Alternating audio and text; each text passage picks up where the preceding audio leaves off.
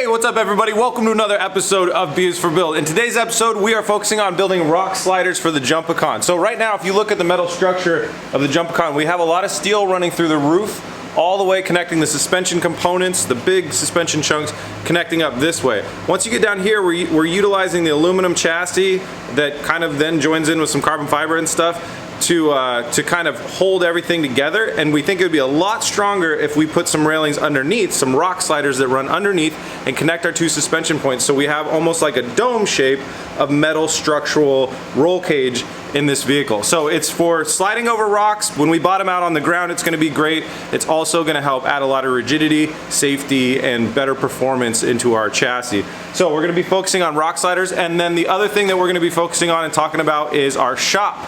We got some big news about the B is for Build shop. We got a game plan, and we'll talk with you guys about it today and take some recommendations as well. So stay tuned.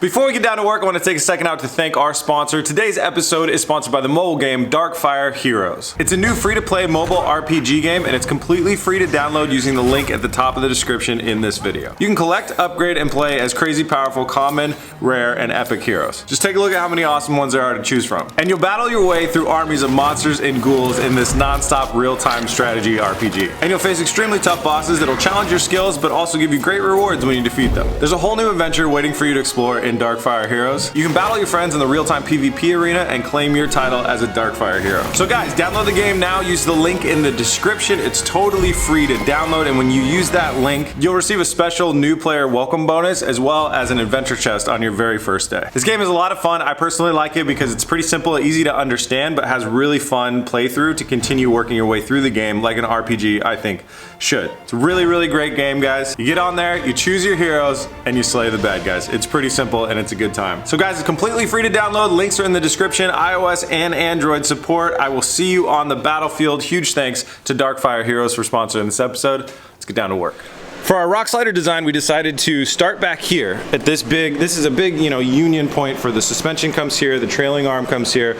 a lot of steel back here and a lot of stress on the chassis. So we want to start reinforcing from the bottom of this right back here. So that's our mounting spot to start.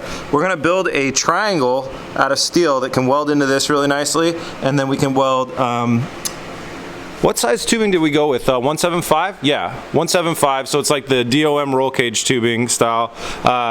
We got some 175 tubes that are gonna run across, like two of them, a pair of them.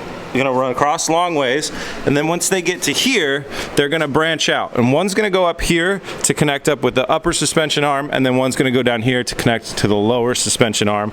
And then we'll be welding in a plate right here. So when we hit big divots or ruts or anything, if the vehicle's gonna bottom out, it'll have basically a little ramp to sled itself over dirt piles and things like that. So that's the overall game plan. I'm gonna go ahead and get started right here building our triangle. I'm gonna be using this angle iron. It's gonna be mounted in like this. So I'm gonna go ahead and start to cut it to width, and then look at cutting another piece of steel to box this in to make it into a triangle.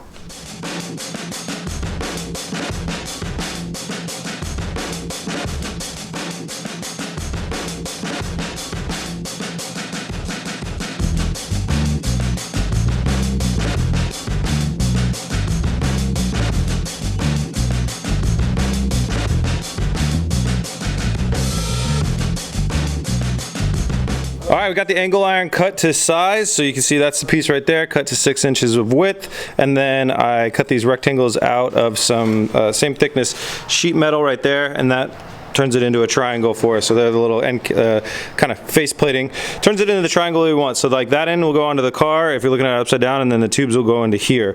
What will make this a lot stronger is end caps. So we want to build some end caps. I got this flat steel rail right here that is the same width as this. So all I got to do is cut out 4 triangles, 1 for each side, and then we'll be ready to get to welding.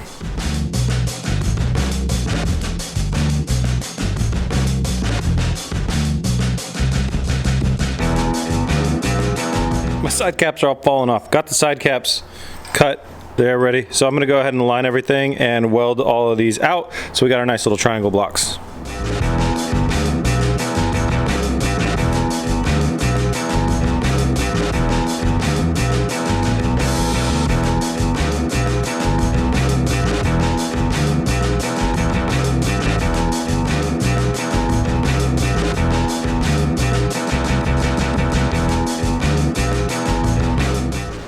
with those pieces done, it's time to move on to the bottom rails. So two 1.75 inch DOM pieces of tubing that are snugged up right next side by side each other, running along this frame rail, and then at this point right here, they bend out here and they bend out here. So as they connect up to here, this is a pretty easy one, but that is a very, very complex cope. The notch that we have to put into the tube so it lays flat onto that is really, really complex. So Oscar wants to build kind of a coping gauge tool thing. So he's gonna go ahead and build one of those real quick. A little DIY.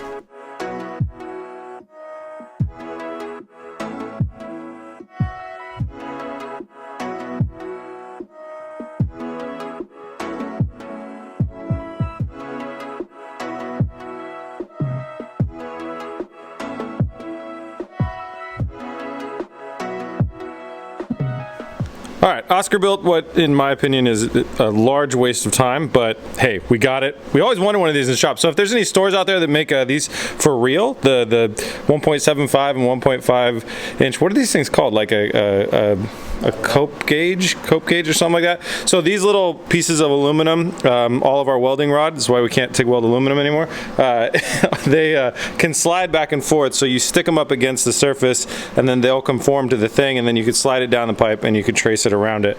Problem with this one is it's going to be really hard to transfer from one tube to the next, so but hey, it's there. So anyways, time to get on to bending. Rogue Fab actually came out to the shop a couple days ago. You guys know Rogue Fabrication, they make our tubing bender and the Versa notcher that we use to notch all our tubes. They came out to the shop yesterday and hooked us up with dies for the 1.5 inch, so we can be working with 1.5 inch tubing on our exo cage, and this awesome cart to get our bender around the shop easier, and it holds the Versa notcher. So that's really, really cool. I'll throw a link in the description. I want to thank them for coming out and hooking us up. So Oscar's going to go ahead and he's already got the angles figured out for the side to side, and we're going to just take two pretty long pieces of tube and bend them up, and then once they're bent up, we can tack them into my piece down there.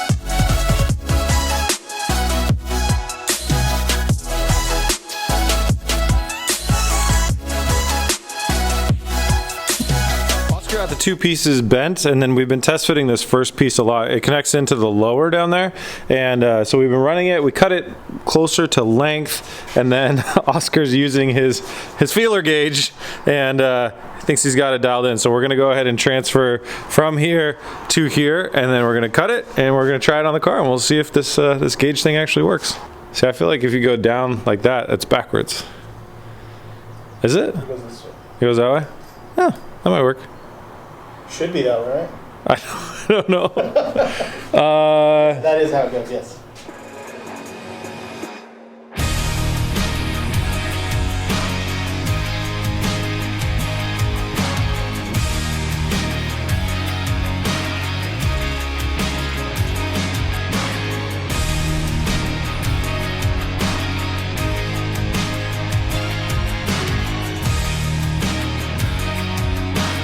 Oscar's in there grinding and getting those copes right. By the way, the coping tool, we've spent I think an hour and a half now getting the copes right, so better than nothing probably. Anyways, we're out here because I want to talk to you guys about the upcoming B is for Build shop. So I announced in a few episodes back that we are trying to find a big space that we can put our cars in and have plenty of room to work and all that good stuff.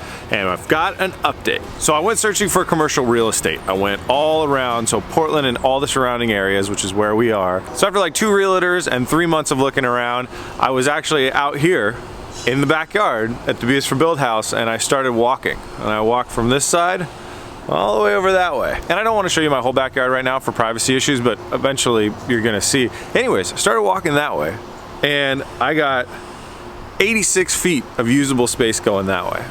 And then between that back fence right there and getting forward to the house, we actually have 65 feet. So I did some quick math. That's 5,590 square feet that we have available that we could build a shop on right here. My house that I bought out here that has the classic BS for Build garage, this happens to be zoned. You can zone it for residential or you can zone it for business. So we can change the zoning if we need to. So we'll have no problems with the city pulling permits and building a shop. And I think once we have a walkway kind of going all the way around the shop, a little bit of buffer room and a little bit more walkway between the house, it'll be about 5,000 square foot footprint of a shop. Would be really, really good. So yeah, we're gonna build the B is for Build shop. We're gonna build it attaching to the old shop. So the old shop is about 475 square feet. So we'll have 5,475 square foot. We're gonna have an open wall. We'll open up one of the walls of the old shop, the current shop, and then it'll go into the big 5,000 square footer. So it'll be pretty cool. You'll see some of the old, but with all of the new. The biggest problems to building a shop are what you guys can see all around me, trees. We have like really big trees here, and we just had a crazy winter storm that knocked down a ton of trees. So everybody's paying everybody with a chainsaw to remove like a lot of trees across the state of Oregon. And it's really put a huge premium on something that was already going to be a very expensive job for us to have all these trees removed. It would make it crazy right now. So we're not able to really start breaking ground too soon unless there's any of you guys out there that do this type of stuff. Let me know. So here's what we're looking for. We need to do tree removal, then we need to do concrete, and then we need to build a pole barn. 5,000 square foot pole barn on our concrete slab. We're also going to be paving the driveway where you guys have seen us working out there.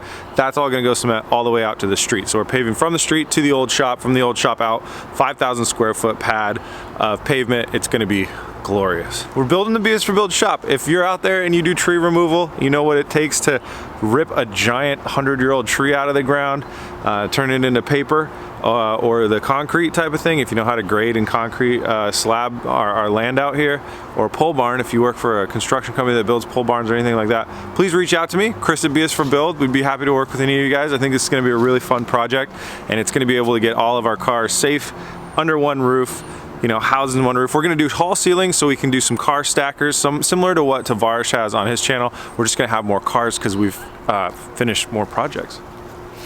Burn! Anyways, let's get back to work. That was just a joke about the Tavares thing. I started years before him, so we should have more working cars. Jeez. All right, I actually just walked back into the shop, and Oscar says both of these are coped.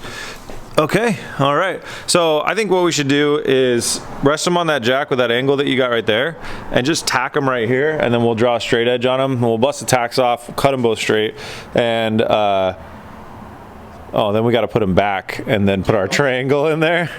Maybe. Trying to figure out how we're going to tack them together because there's two round bars, you know? Yeah, it's going to be hard. It's going to be really hard. We will figure this out and tell you guys how we do it later on camera. This is BS for figuring it out.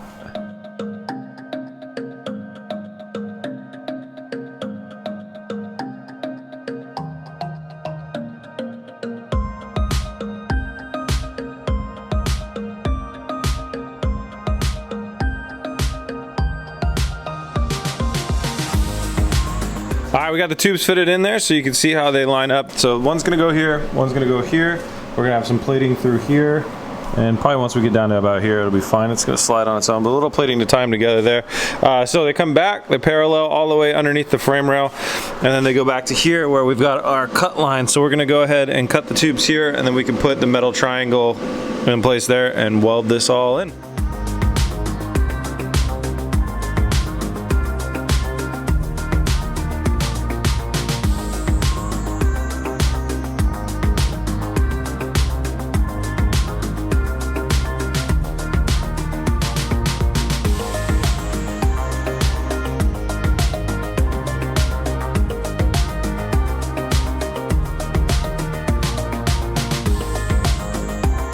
We got the sliders welded into the rear triangle there, and we got the thing placed back up underneath the car where it needs to go, so it's time for the full weld out.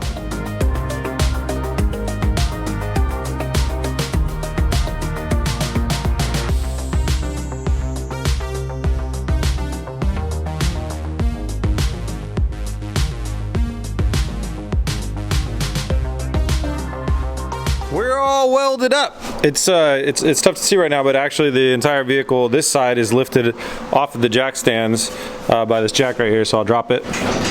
And yeah, our shocks work and our rock sliders are working. So we want to put a plate in that's going to go from here trimming down to here, but we don't have the right gauge metal. I'm being kind of picky about it because I don't want to add a bunch of unnecessary weight in the front. Going to try and keep it as light as we can so we can do wheelies. So we're gonna have to wait and do that tomorrow, but for now let's go ahead and bust out the other side. We've already shown you in depth and detail how we did this side, so we're just gonna click on the time lapse and build out the other side.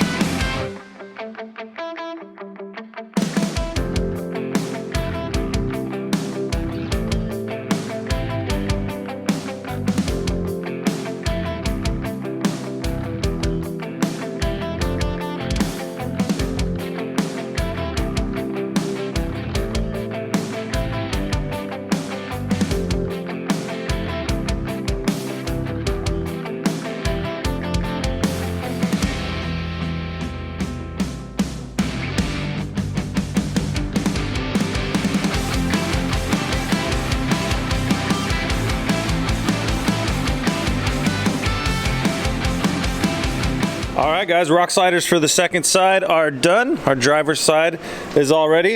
It is a new day, so I went off and got some steel that we can put through here. So we're gonna basically take one piece of steel. Oscar and I will both go cut one of these, and it's gonna be like a tapering down rectangle. What's that called? Trapezoid? I don't know. It's a shape. It's gonna go like that, down to here, and back up here. We're gonna have to limit the amount of twisting that we have on here, but we have a pretty big radius. Anyways, we'll weld that in. And really what the point of that is doing is basically, since this is a pretty low part of the vehicle, we want, if there's a mound of dirt or something like that, we don't want to wedge into here. We want it to kind of try and slide over it.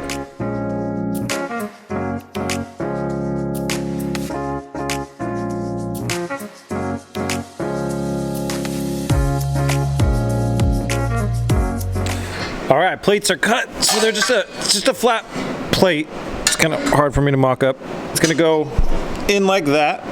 And then there's a slight twist to these, so we'll be welding the top, and then you can clamp the bottom and it'll press it in to get the right spot, and we'll weld the strip all the way through. Oscar's already on the other side setting it all up. We'll get these all welded out.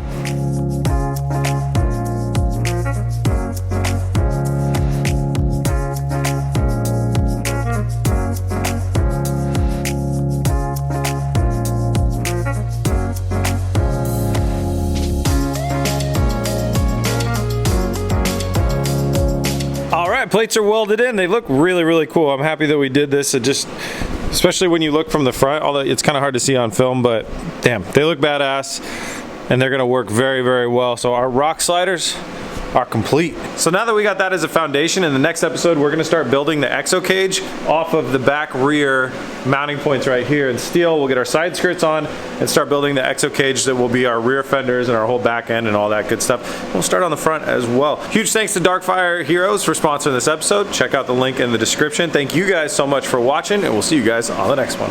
Peace!